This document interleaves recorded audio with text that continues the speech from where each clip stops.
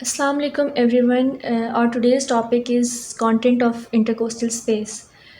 इस टॉपिक को स्टार्ट करने से पहले हमें पता होना चाहिए कि इंटरकोस्टल स्पेस कहते किसको हैं। एज वी नो दैट हमारे जो थोरेसिक कैविटी है उसके अंदर रिब्स प्रेजेंट होती हैं। तो दो ribs, let suppose this is rib number 1 and this is rib number 2। So the space between these two ribs is called intercostal space.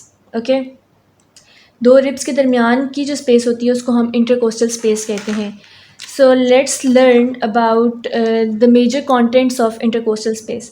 तो इंटरकोस्टल स्पेस में हमारे पास मसल्स प्रेजेंट होते हैं, आर्टरीज होती हैं, नर्व्स होती हैं और वेन्स होती हैं। One by one we will discuss all of them. So first of all let's have a look on the intercostal muscles. जो दो रिब्स के दरमियान का एरिया होता है उनमें तीन तरह के मसल्स मेजरली प्रेजेंट होते हैं। One is external intercostal muscle, second is internal intercostal muscle, and the third is innermost intercostal muscles. अब ये इस तरह प्रेजेंट होते हैं। Let suppose we have this diagram of rib number 1 and rib number 2।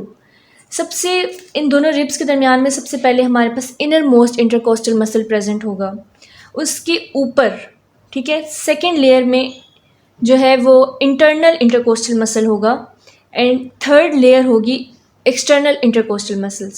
Okay, so one of the important thing you have to remember is जो इसके दरमियान में arteries और veins present होती हैं और nerves present होती हैं वो हमारे पास external को छोड़ के internal और innermost intercostal space के दरमियान में इस तरह हमारे पास arteries और nerves जो हैं वो present होती हैं।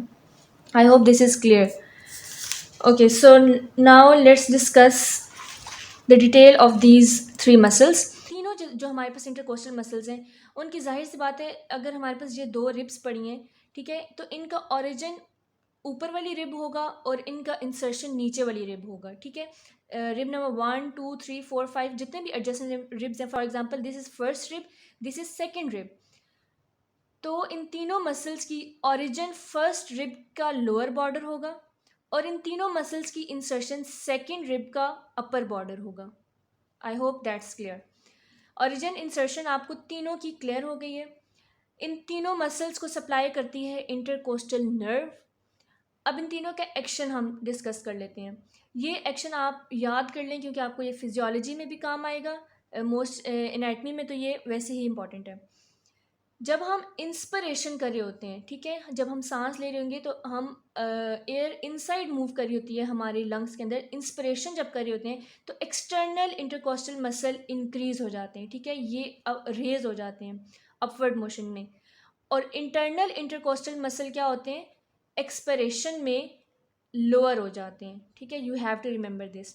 और इनर मोस्ट इंटरकोस्टल मसल जो हैं ये इन दोनों को असिस्ट कर रहे होते हैं इंस्पिरेशन और एक्सपिरेशन में। So now clinicals of intercostal space. Number 1 is herpes zoster infection. इसको हम शिंगल्स भी कहते हैं और ये होता क्यों है कि जिस इंसान को ऑलरेडी चिकन पॉक्स वायरस हो चुका हो, जब ये चिकन पॉक्स वायरस ख़त्म हो जाए इसकी दोबारा से एक टाइम पे रीएक्टिवेशन हो जाती है और वो बन जाता है वेरिसिला जोस्टर वायरस, जिसको हम हर्पीज जोस्टर वायरस भी कहते हैं। और इसमें क्या होता है, इन्फ्लेमेशन और डीजनरेशन हो जाती है सेंसरी न्यूरॉन्स की क्रेनियल और स्पाइनल नर्व्स में। और ये जिन पेशेंट्स में होती है उनकी एज मोर देन 50 ईयर्स होती है और मेजरली ये थॉरिक्स में होती है और उसके बाद स्किन के ऊपर रैशेस पड़ जाते हैं और एज अ रिजल्ट जो है हर्पीज जोस्टर इन्फेक्शन हो जाता है। एंड द नंबर 2 इज़, ये एक प्रोसीजर है जिसको हम कहते हैं थोरैकोस्टोमी। नीडल या ट्यूब कोई भी इंसर्ट करते हैं। जैसे हमें पता है कि जो हमारे पास लंग्स होते हैं, let's draw it as we know कि जो हमारे पास we have to raise it. अच्छा, हमारे पास जो लंग्स होते हैं, let's suppose this is our lung और ये ऊपर उसके अटैच है ट्रेकिया के साथ। लंग्स के अराउंड प्लूरा होता है जिसको कवर कर रहा होता है, ये इसका इंटरनल प्लूरा है और ये इसका एक्सटर्नल प्लूरा है। इस दोनों के दरमियान में ये जो कैविटी है सारी, इसको हम कहते हैं प्लूरल कैविटी। ओके, इस प्लूरल कैविटी में अगर कोई फ्लूइड बहुत ज़्यादा आके एक्यूमुलेट कर जाए या बहुत ज़्यादा एयर एक्यूमुलेट कर जाए तो ये हमारे लंग्स को एक्सपैंड नहीं होने देती। तो इससे बचने के लिए हम, अगर ये डिज़ीज़ हो जाए जिसमें आपकी एयर जो है वो, प्लूरल कैविटी में आ जाए, तो हम थोरैकोस्टोमी करते हैं। उसमें क्या करते हैं कि एक नीडल या ट्यूब को यूज़ करके हम इस एयर को बाहर ले जाते हैं। इसको कहते हैं थोरैकोस्टोमी। ठीक है, इस नीडल को हमने अंदर लेके आए और इस एयर को हम यहाँ से एस्केप कर देते हैं। ये दो तरह से हो सकती है।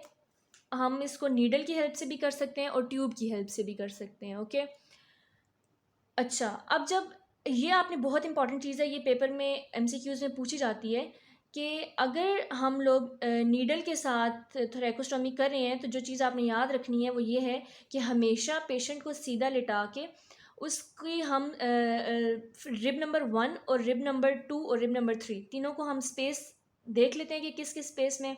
उसके बाद जो उस पेशेंट की सेकंड रिब होती है और सेकंड इंटरकोस्टल स्पेस होती है, उसमें जाके हम नीडल को इंसर्ट करते हैं। तो ये पेपर में पूछा जाता है कि थोरैकोस्टोमी के दौरान नीडल कहाँ पर इंसर्ट की जाती है, तो वो सेकंड इंटरकोस्टल स्पेस में इंसर्ट की जाती है। तो सेकंड इंटरकोस्टल स्पेस मतलब कि इसके ऊपर सेकंड रिब प्रेजेंट होगी और इसके नीचे थर्ड रिब प्रेजेंट होगी। लेट्स सपोज यहाँ फर्स्ट थी, तो this is first intercostal space and this is second intercostal space.